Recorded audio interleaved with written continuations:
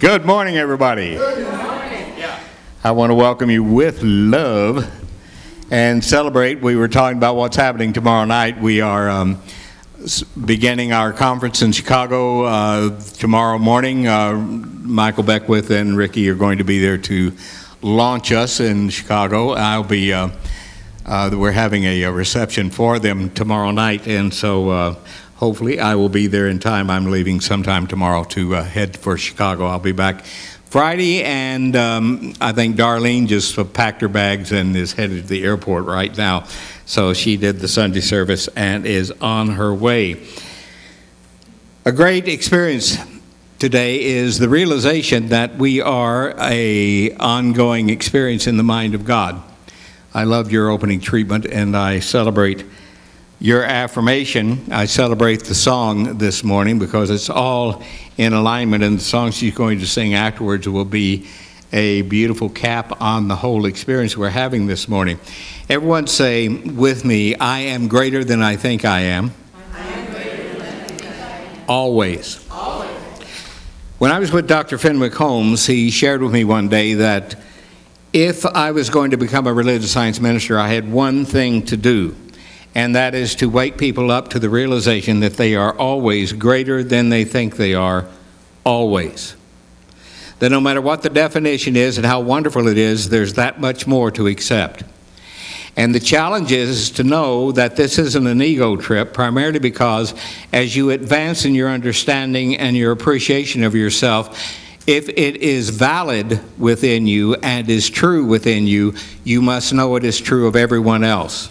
You can't make an exception.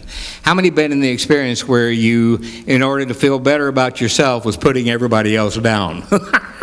Okay, we've all been there. Okay.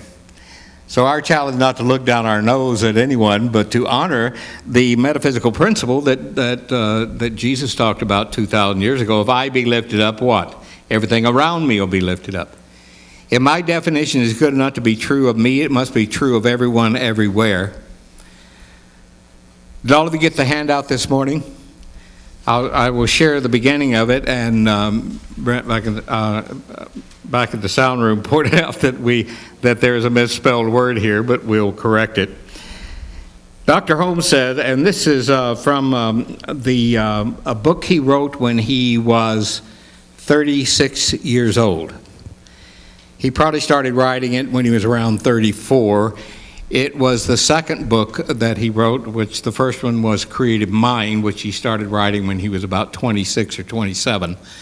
And it's very interesting because when he was writing this, it was the same time that Emma Curtis Hopkins was with us. And he had a chance at that time to study with Emma Curtis Hopkins. How many know who Emma Curtis Hopkins is?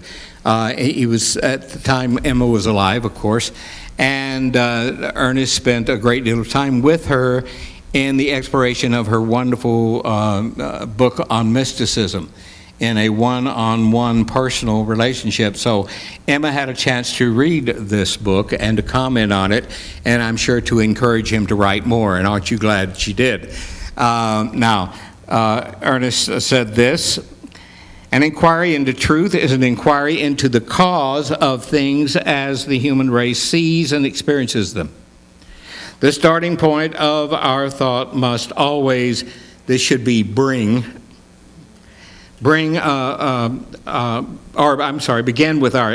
is what it should be, begin with our experience. Everyone say, the starting point of my thought must always begin with my experience. Now, your experience of what? Your experience of yourself. You see, my challenge and the challenge of Cher Woolard, who's our head practitioner, of all of our ministers, that every class we teach here, my model when I started this work 35 years ago was to build an Institute of Religious Science North.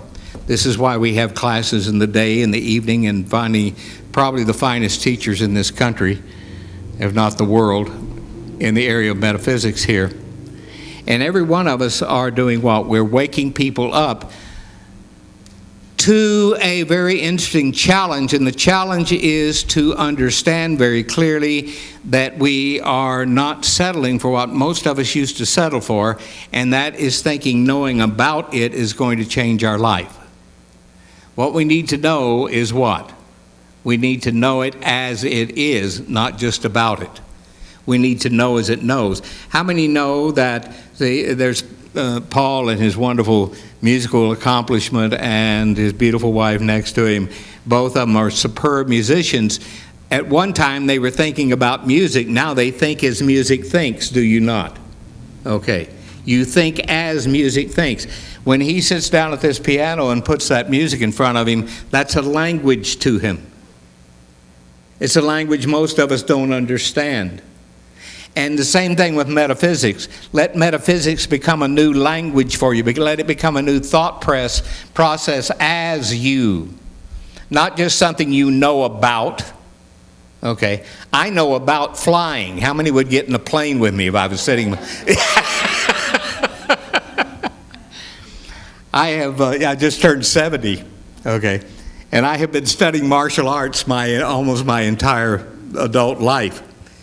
And there is a concept within the martial arts experience called meshin. It's a Japanese word, and what it means is the mind of no mind. It means you do it until you are it.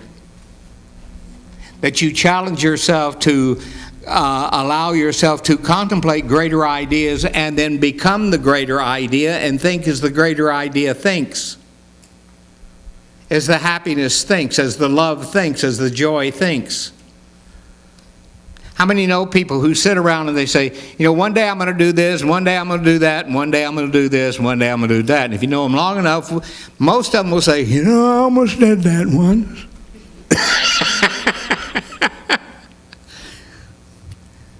Fenwick Holmes said to me when I was about 28, 29 years old, I was trying to go on and on and impress him with what I knew, and he said, Jay, look at your life. That's what you know. Everything else is just theory.